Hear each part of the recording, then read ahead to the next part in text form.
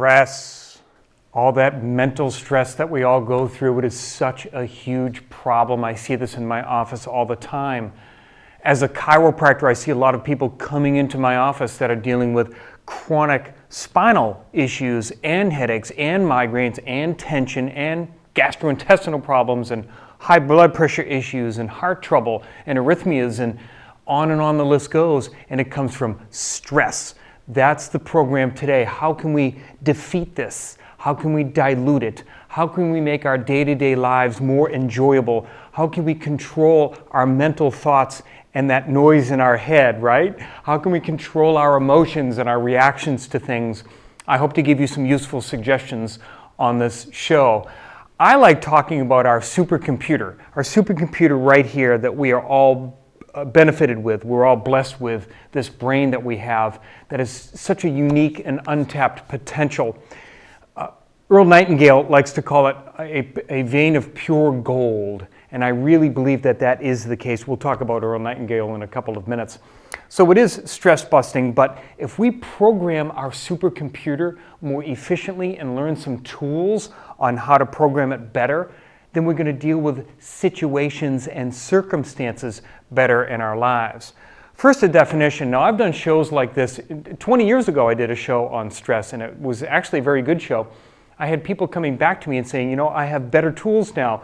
When somebody cuts me off in the car now, I actually laugh as opposed to reacting in kind, if you will. So I gave them some good tools. We'll visit that as time goes along. But here's the definition that I gave people years ago.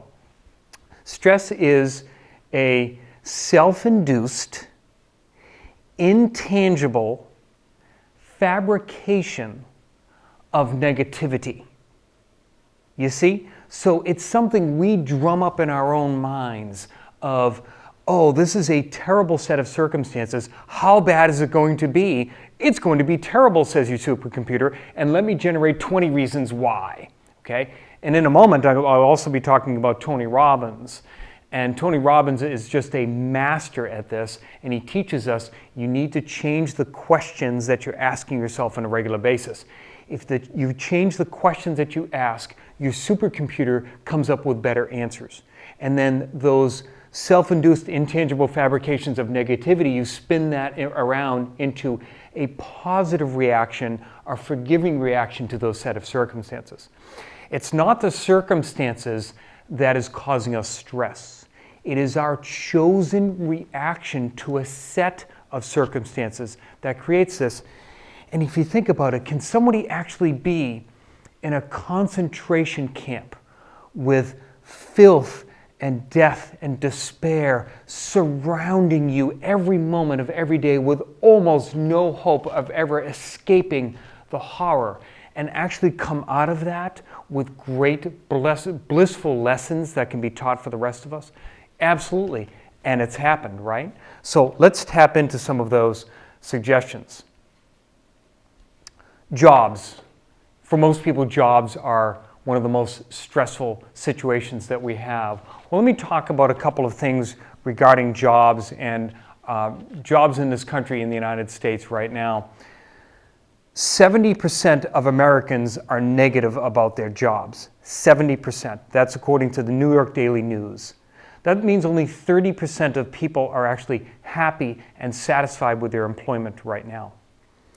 On today.com, it says only 30% of employees are engaged and inspired at work, according to Gallup's 2013 State of the American Workplace report. 70% of people are dissatisfied. I have so many of my patients who come into me and say, I hate my job. Well, we begin to work at that right away, and we start to say, okay, you know you hate your job. That's information. What I'm doing right now in my life is something I need to move away from. Let's start taking steps to move in the other direction. Yes, I know. And for a lot of you, you think, well, that's impossible. I'm providing for my family. I must have this to pay for my school. I must have this to pay for my bills. Totally understand that. But we have to start steering that train in a different direction to say, I'm going to spend a little bit of extra time searching for the next career opportunity and so forth. You don't want to be that 70% statistic for a long period of time. In 1971, a great article came out from the Journal of Chronic Diseases that said the data presented here, now again, this is 1971, provides a reasonably strong support for the hypothesis that job dissatisfaction is related to a group's rate of death from coronary heart disease. The more you don't like your job, the longer you stay there, the more chance you have of dying of a heart attack. 1971. I looked at that article, and in there was a reference from an article in 1961. And in 1961, a person's name, his last name is Wolf. He has long maintained that individuals who strive without joy, or if you will, work without joy, are those who finally succumb to coronary disease. So we've known that for over 50 years. We are excited by the possibility that changing work environments so as to raise individuals' levels of job satisfaction may thereby lower their individual's risk of coronary disease. If you start becoming a 30% person and enjoy your work, you significantly and measurably reduce your chance of having heart disease, heart attacks, and strokes, and we have known that for over 50 years. That's important to know. Deepak Chopra had said, we also have known this for 50 years. Deepak Chopra had an article in the Huffington Post in 2011. He made several points in here. Let me talk about a couple that were very interesting. Number 2 of his points. Stress plays a major factor in heart attacks. Simple. Number 3, he says, the body is listening to non-physical changes in our lifestyle. So it's saying it's not whether you exercise or not, it's not necessarily what you eat or not, although those things are important. What he's getting at is your mental, emotional, and spiritual states. Your body's listening. Your physical body is listening to your mental, emotional, and spiritual states. We all know this. I'm just here to repeat that to you as a very strong message.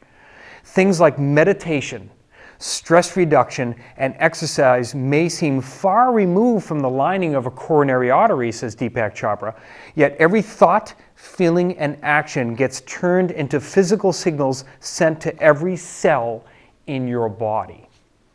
Positive lifestyle changes are the natural way to prevent atherosclerosis, he says. And that's fantastic information. Well, here we are in 2017, and I pulled up an article in 2017 that's stating the same thing. Study finds how stress raises heart disease and stroke risk right off of foxnews.com. Our results provide a unique insight into how stress may lead to cardiovascular disease. This raises the possibility that reducing stress could produce benefits that extend beyond an improved sense of psychological well-being. If we can change this thing called stress, if we can change our emotional reactions to the things that are going on in our lives, we protect our heart. We lengthen the length of our lives, and we also increase our health span, which I've talked about in prior shows. Self-talk.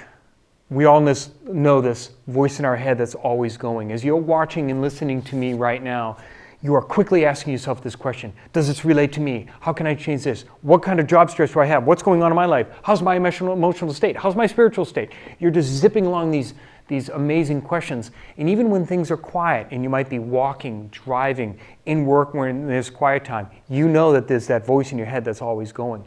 If you can start to steer that voice in your head that's always going and that self-talk that some of us call it, and if you can start to change that to positive self-talk, that is a real gift. You are along the way of making changes in your life. I have personally been studying this for 30 years myself, and it's going to be ongoing for every day for the rest of my life. I'm just going to share some of the things that I have learned with you. Forgiveness is a huge component to this. Forgiveness. Forgiveness is forgiving everyone that ever hurt you. Diane Cerencioni said, "I forgive my tough teachers." I'll mention her a little bit later on. Forgiving my tough teachers. Notice she didn't say the people that hurt me. What she's saying is my tough teachers, because anything that happens in your life is actually information. right? It's just information. And if you think of it like that, you're going to have a better perspective, a better chance of changing that around and saying, those people hurt me. How bad? It was really bad, and let me amplify that. We're going to change that into, what are the lessons that I can gain from this? I gave you the concentration camp example a moment ago. We can't even imagine what it would be like that. But could we come out of that with life lessons? You betcha. Wayne Dyer reminded me that Mark Twain wrote this about forgiveness. I'm going to go slow. It took me a while to absorb this one. Forgiveness is the fragrance that the violet sheds on the heel that crushed it. That's an amazing definition of forgiveness. Diane Cirincione and Gerald Jamplowski, they were interviewed by Tony Robbins. So I was listening to an interview that Tony Robbins was giving with this couple. And they quoted something from Lily Tomlin. Forgiveness means giving up all hope for a better past. Isn't that fantastic? Wayne Dyer also used another example. He said, a snake bite by itself, a snake bite, doesn't kill you. It's only a bite. Nobody ever dies from a snake bite. What you die from is the venom. You see? Somebody might bite you. A set of circumstances might bite you. A piece of news might bite you. That's just the bite. That's okay. That's not going to kill you. But it's the venom. It's what you do with that information, and you let that internalize and repeat it over and over and over again, right? I think that's what Mark Twain and Lily Tomlin and Wayne Dyer were getting at here. Don't let the venom be the poison to kill you. It's only a bite. Learn the lesson and move on. That's the idea of forgiveness. Very important lessons, very fascinating definitions as well. Let's move forward now. The rest of the time we're going to spend together is our strategies on changing the voice in your head, being better at making decisions, asking better questions, and looking at the set of circumstances that you have been delivered with and changing your perception of that. The first thing you can do is stop programming your supercomputer with poison. Turn off the poison. Turn off the news. Take a media holiday, as Dr. Andrew Weil likes to say. Many people say that. Turn off the news. How much poison do you really need? Here we are in 2017. We're in the United States. Do I need to remind you of, over the past year, how much negativity and poison has been going on? Once I learn that a tornado's not coming down the street, or there's a blizzard tomorrow I need to prepare for, or whatever, something really major that I need to know, off goes the news, and on goes all of this other information I'm going to share with you right now. I try to keep on programming my supercomputer with good information in, and taking a line from Tony Robbins, I try to keep piling in good stuff so eventually some good stuff will come out, right? So I shut off the poison and I start programming myself with better information. Supercomputer programming is what I call it. Daily brain food. If you are a religious person and you are a Christian or a Bible believer, maybe it's reading a few passages of the Bible each day and thinking about that and internalizing that. Maybe you'll take something from Dr. Wayne Dyer in his book, Living the Wisdom of the Tao.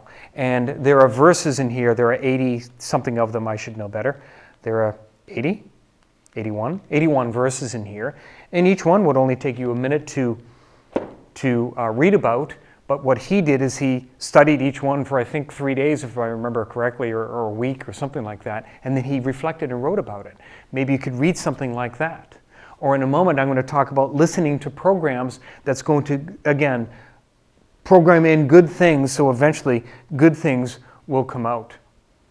Here's a suggestion for you. I've talked about this before, Finding Joe the movie.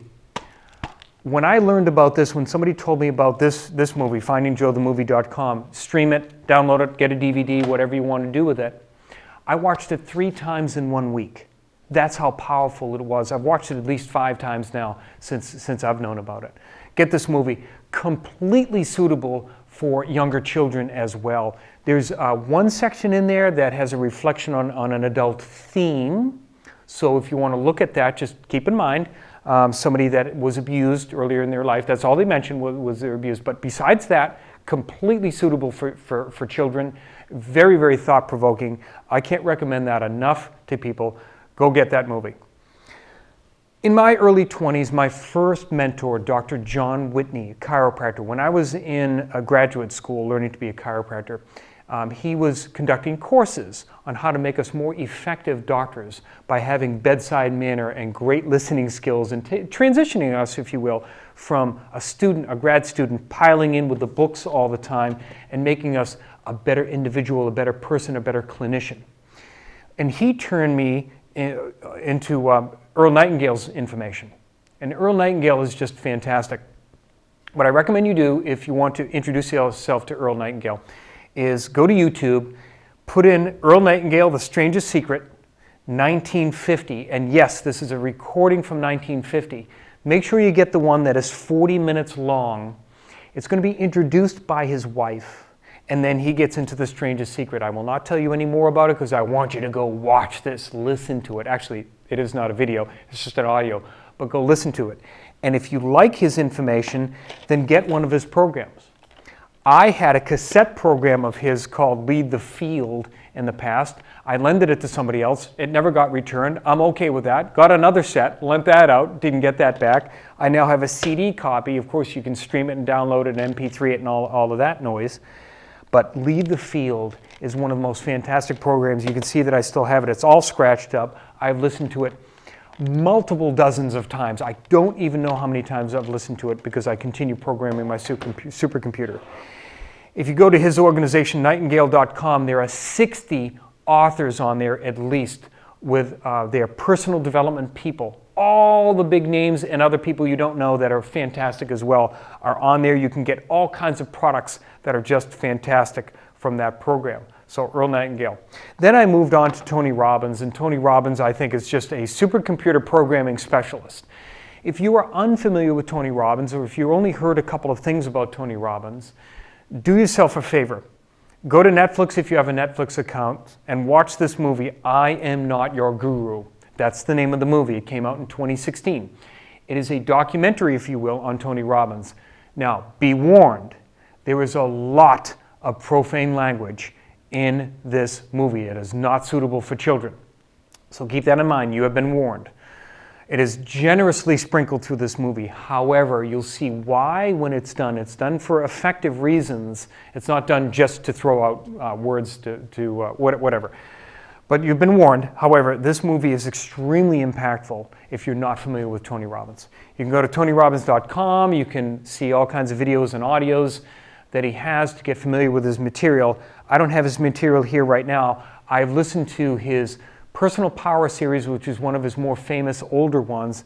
I had it on cassette, listened to it multiple times, lended that out, didn't get it back, got another one, lended that out, didn't get it back. Then I got a CD series, then I got Personal Power 2, and now I'm listening to, I just finished one of his programs called The Ultimate Edge. I had that on CD.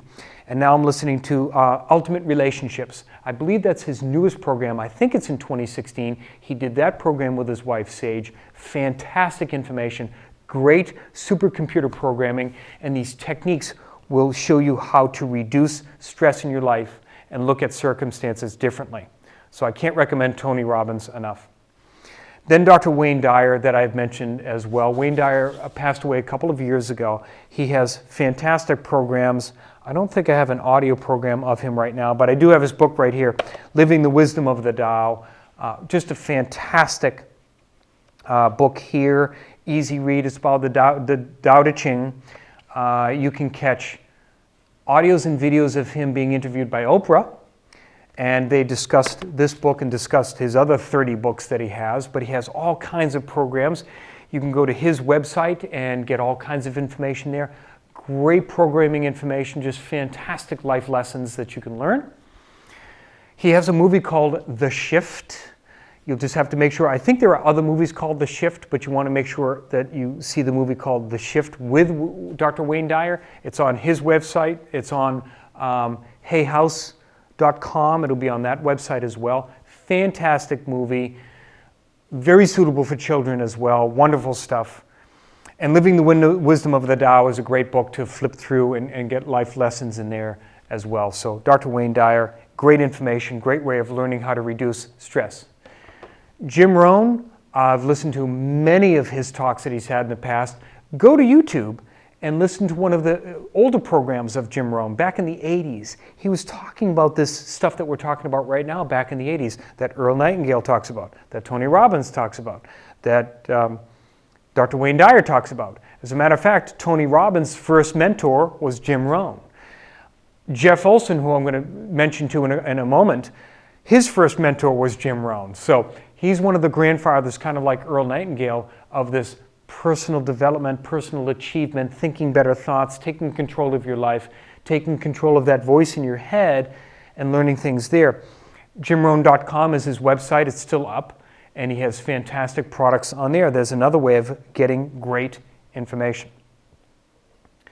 Napoleon Hill. Napoleon Hill, you might know, you might not know, is the author of that famous book called Think and Grow Rich. I don't know if you can see that on here, Think and Grow Rich, but this book is well worn. This is really worn. I've actually had to tape the cover of this book on here. I have read this book so many times I can't even count. It's one of the most popular books ever printed. Now, don't let the title of Think and Grow Rich steer you in the wrong way. It's not about how to make $1 million for your $10 million. Even though it says this book could be worth $1 million to you. That's one of the subtitles on this book here.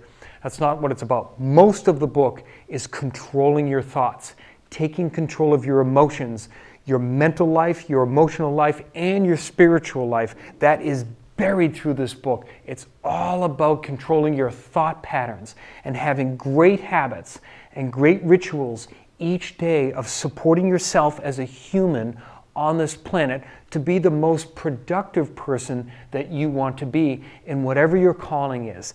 That's what this book is about. Just a fantastic book. There was another program that I wanted to mention to you. This one here. Success Through a Positive Mental Attitude. There it is again, that word attitude. You're going to see that generously sprinkled through here as well. This one is with Napoleon Hill and W. Clement Stone.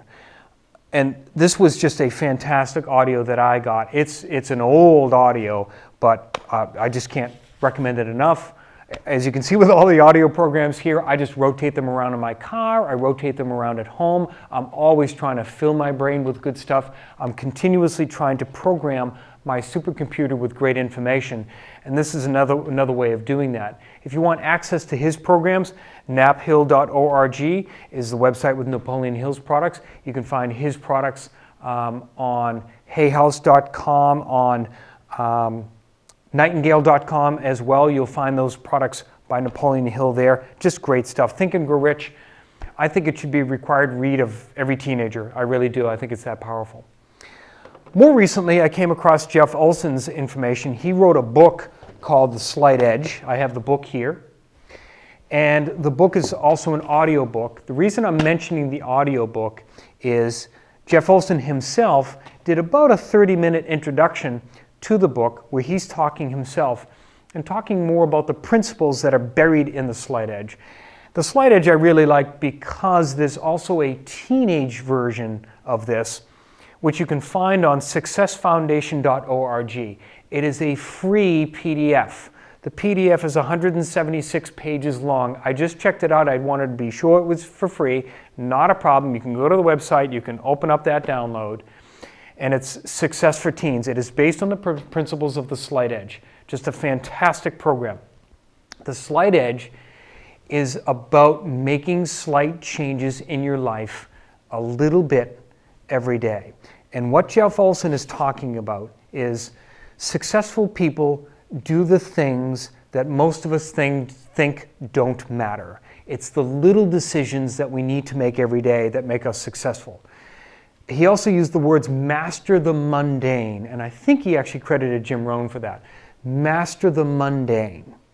These little decisions we make every day really matter.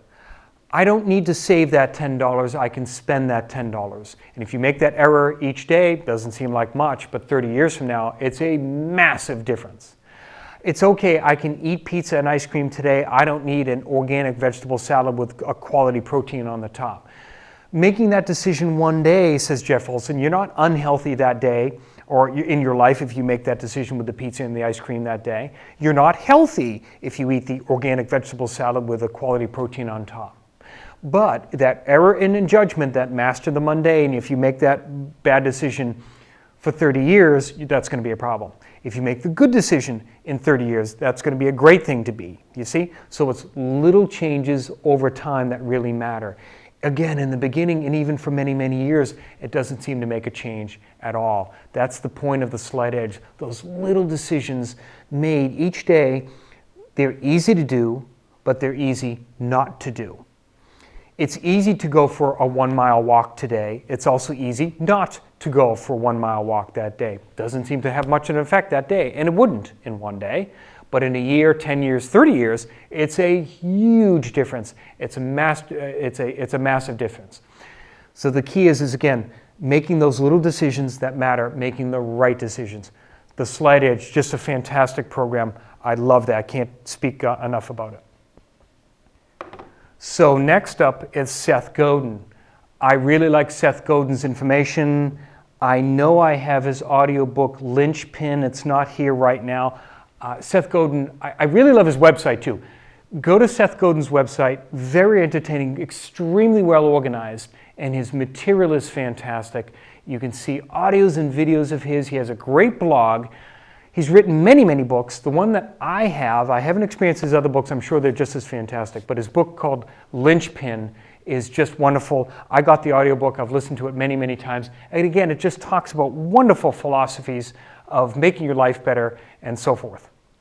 Next up, the Aladdin Factor is a program that I really love. I don't have the audiobook here right now, but the Aladdin Factor is with Jack Canfield and Mark Victor Hansen. You may recognize their names because they're really famous with the Chicken Soup for the Soul series, right? So they're the masterminds behind that.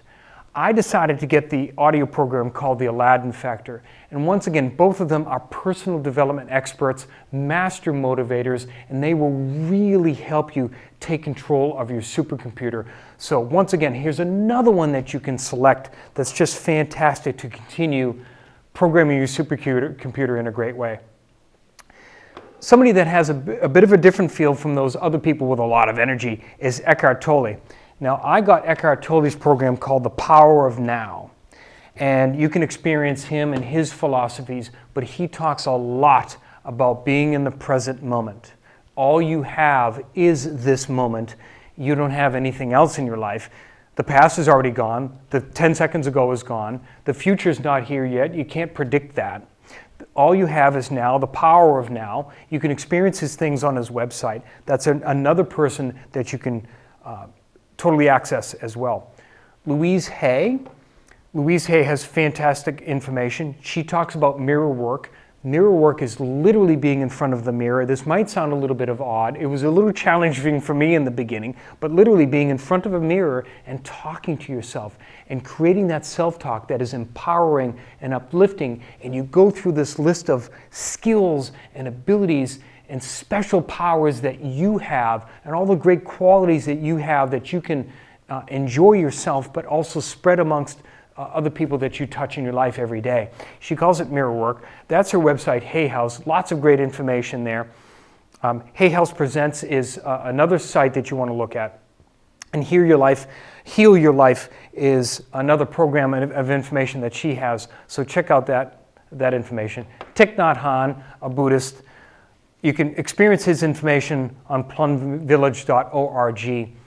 Catch an audio or a video of him. Again, he's more slow and meditative, but being more in the moment as well. And a lot of us could really use a lot of that calming type of influence. And if you need that with meditation, with mindfulness, those are a couple of people that could really assist you in that area. Les Brown is one of the people that I love too. Now, we're going back to people that speak with more energy and enthusiasm.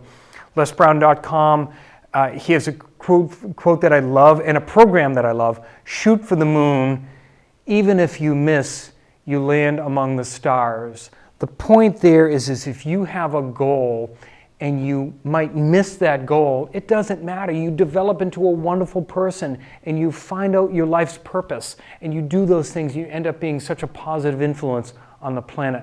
Les Brown's stuff is just fantastic as well. Zig Ziglar is another one. You can go to zigziglar.com, look at his information, get some of his audio series as well for additional programming.